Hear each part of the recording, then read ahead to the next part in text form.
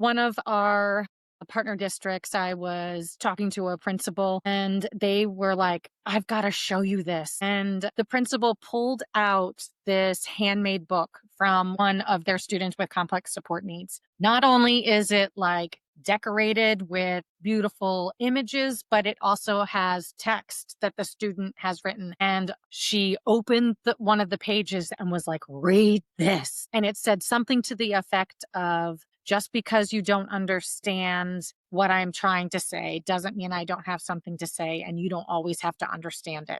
And this is a child who hasn't quite yet adopted a form of language that works for both parties to be able to have consistent communication. And so the school's been working really hard to find the right tool and to establish those things. And the principal and I were just like covered in goosebumps because it was such a testament to how important presuming competence is, as well as how critical communication is to the gateway for experiencing our world. In this particular district, they've really taken on our school transformation process, and they have applied the scheduling with natural proportions, which was like a game changer. Especially this principal was like, oh my gosh, if we do nothing else, this is leveraged so much more. They are really making sense of what it means to collaboratively plan and co-plan in order to leverage the expertise of their adults. And then for our students with complex support needs, they're leveraging learner planning in order to ensure meaningful participation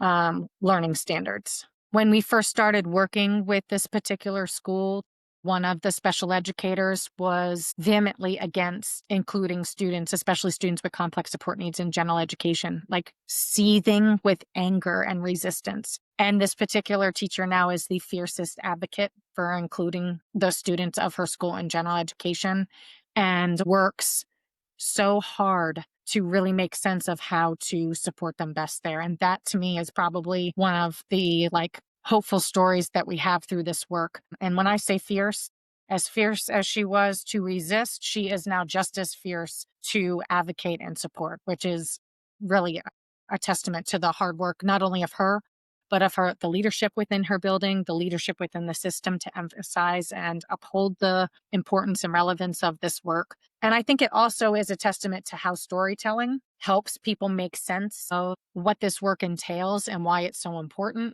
And the other caveat too is that it's through people's stories and experiences that we're really to understand things differently in order to change the way in which we function and support our students. Because that's really what it's about, is what needs to change.